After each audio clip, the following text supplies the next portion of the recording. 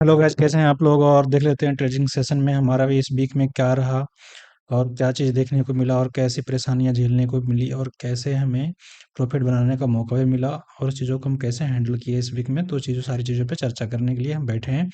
तो डिटेल से चर्चा करेंगे।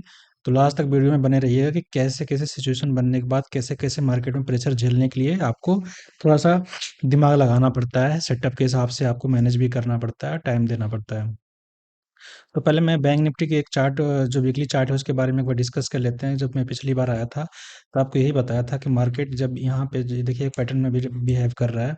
जब इस पैटर्न का ब्रेकआउट होगा कि वीकली चार्ट पे किसी साइड में, उसी साइड में मार्केट क्या करेगा, एक तरफ अच्छा मोमेंटम देखने को मिलेगा। क्योंकि लगातार कई महीनों से आप देखेंगे, जून जून से जुलाई, अगस्त, सितंबर, अक्टूबर, नवंबर, दिसंबर और 2025 आ गया है।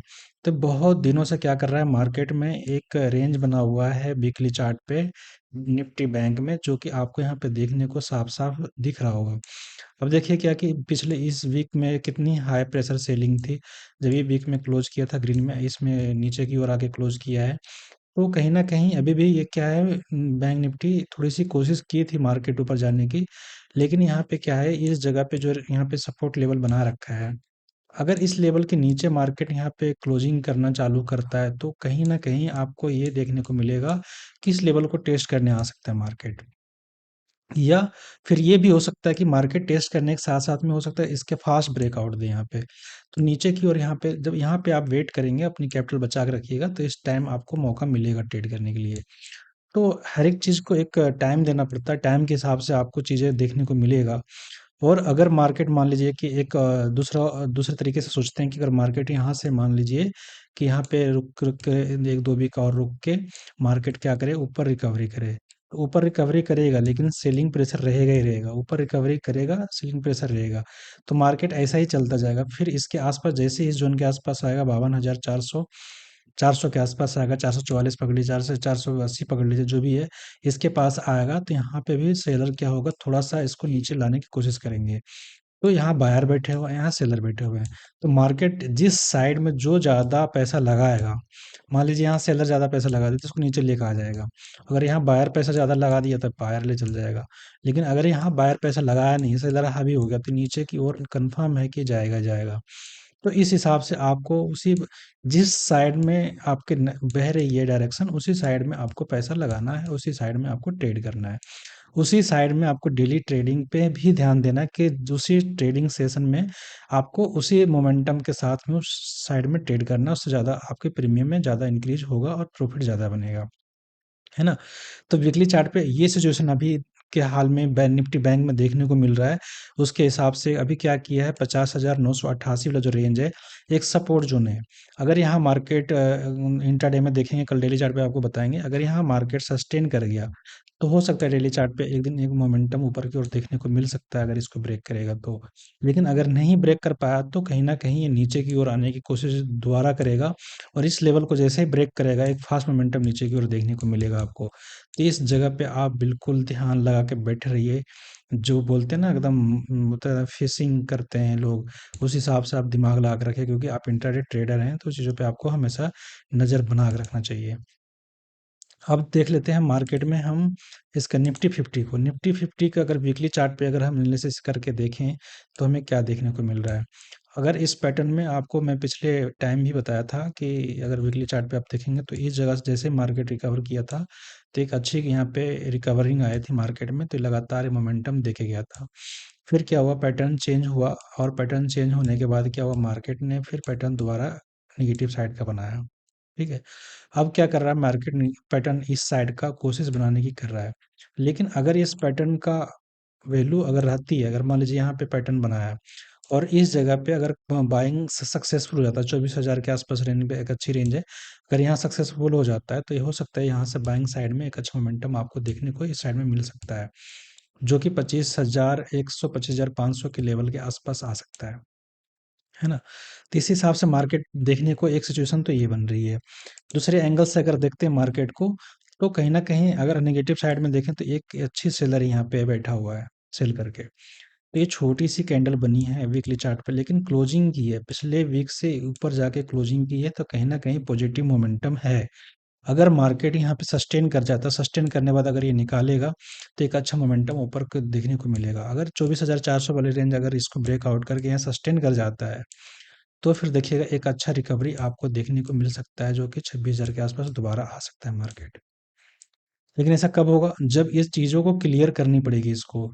और थर्ड पोजीशन क्या बन सकती है? अगर मार्केट मान लीजिए कि यहाँ पे एक अच्छा रेजिस्टेंस बना दिया है, 24,200 वाले रेजिस्टेंस एक अच्छा खासा इंटरडे में बहुत अच्छा रेजिस्टेंस बना दिया है, क्योंकि ये कैंडल के अगर देखेंगे तो 50% के आसपास भी आता है। तो यहाँ पे रेजिस्टेंस बना दिया है। अगर इस सेलर ने पैसा लगा रखा है, तो इसको वीक करना है तो मार्केट को ऊपर क्लोजिंग करना ही पड़ेगा। अगर नहीं करना पड़े, अगर इसने वीक करने नहीं दिया, तो इसको नीचे ही रोक के रखेगा मार्केट को, नीचे ही लाने की कोशिश करेगा। अगर जैसा ही इसमें बायर को अगर जैसे फेल करेगा, तो नीचे ही गिर के अच्छा मोमेंटम देखने को मिलेगा। तो आप इंट्राडे ट्रेडर हैं, आपको ये सोचना नहीं है कि मार्केट ऊपर जाएगा तो ट्रेड करेंगे, नीचे जाएगा तो ट्रेड करेंगे।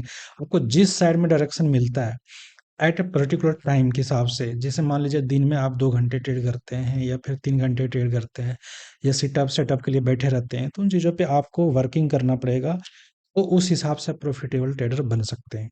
क्यों? क्योंकि आपके हिसाब से नहीं चलती मार्केट, मार्केट अपने हिसाब से चलेगी, लेकिन आपको अपनी सेटअप और अपनी सिचुएशन और अपनी रेंज ढूँढ के रखना पड़ेगा उस जगह पे आपको वर्किंग करने के लिए, राइट?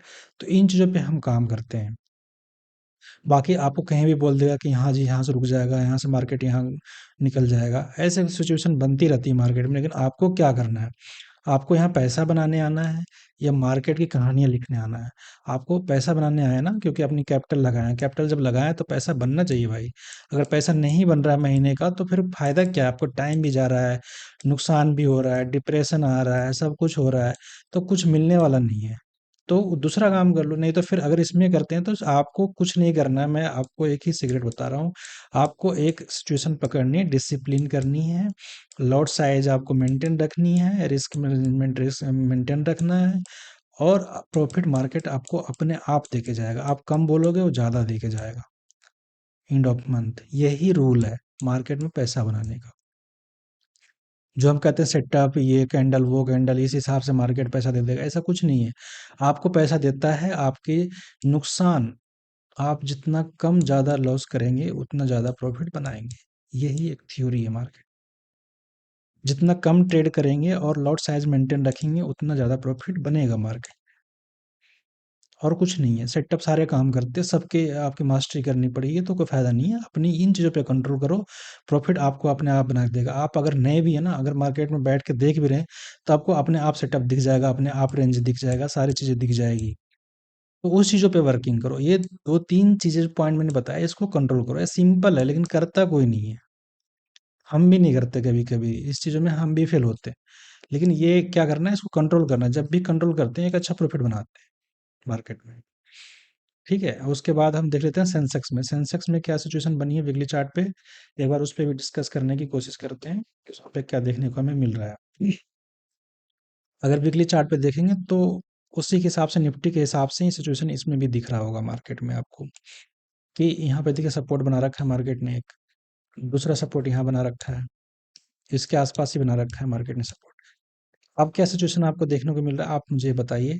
क्योंकि अगर यहाँ से मार्केट गया, लगातार यहाँ पे गया, तो ये क्या गया था, पैटर्न बना रखा था। जैसे पैटर्न ब्रेक हुआ, उसके बाद पैटर्न के बाद क्या किया मार्केट ने, 2 वीक टाइम बिताया। टाइम बिताने में कितना फास्ट मोमेंटम दिया, फिर से 2 वीक टाइम बिताया, फिर से एक फास्ट मोमेंटम दिया। तो इतना जब मार्केट गिर गया, उसके बाद रिकवरी करने के लिए फिर से दोबारा मार्केट पुल बैक गया। उसके बाद देखिए मार्केट यहाँ फिर से गया, फिर ये एक क्या था, यहाँ पे बहुत ज़्यादा टाइम बिताया था। तो ये क्या हुआ, रेजिस्टेंस जोन बन गया था 82,342 वाली। तो यहाँ से मार्केट डायरेक्ट एक वीक में पूरा गिरा के रख दिया।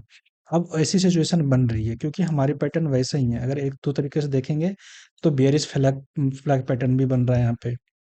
अगर मार्केट यहाँ पे है, अगर नहीं यहाँ पे सस्टेन कर पाया मार्केट, तो इसको नीचे आना ही आना है। और अगर मार्केट इस जगह पे सस्टेन कर गया, इस जगह पे सस्टेन कर गया, क्योंकि एक वीक में क्लोज किया, उसके इस दूसरे वीक में भी क्या किया, लेकिन इसको लो को ब्रेक करके ही ऊपर जाके क्लोज किया है। तो इस जगह पे एक अच्छा रिकवरी हुआ मार्केट में, तो अगर इस मार्केट में अगर यहाँ पे सस्टेन कर जाता है और अगर इस 50% ये जो लेवल है, ये वाली 80,000 के ऊपर अगर सस्टेन कर जाता है मार्केट, उसके बाद एक अच्छा मोमेंटम ऊपर देखने को मिलेगा, जो कि इसके आसपास जाएगा। फिर जब इसके आसपास पहुंचेगा, फिर थोड़ा सा सांस लेगा, उसके सांस लेने के बाद क्या होगा, मार्केट डिसाइड करेगा कि ऊपर जाना है या फिर नीचे आना है। ऐसे चलता है मार्केट। आपको इसके हिसाब से ही काम करना है। आप बोलोगे नहीं होप में कि नहीं नहीं नहीं ऊपर ही जाना है, यहीं बैठे रहूंगा, ये करूंगा, तो आप ऐसा नहीं बनेगा भाई।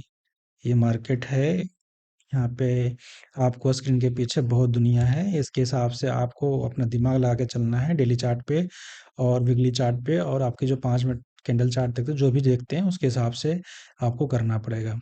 यहाँ जीतने के लिए एक ही फार्मूला है, जो कि मैं आपको फ्री में बता रहा हूँ।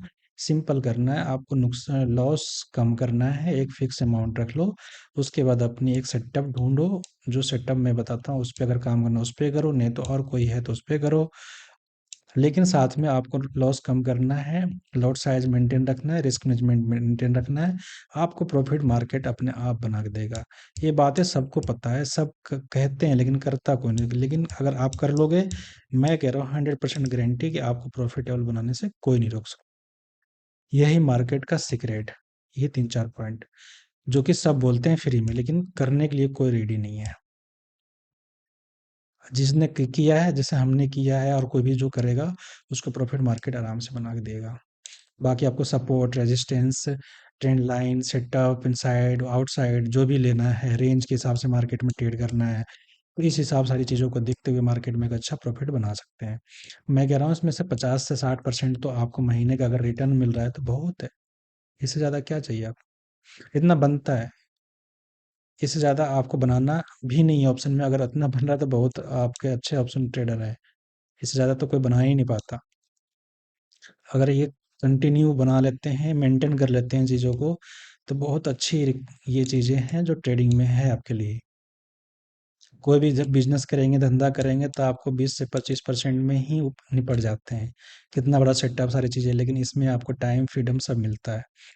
तो इन चीज़ों पे है, बाकी मिलते हैं नेक्स्ट वीडियो में, जब तक के लिए धन्यवाद। Thank you.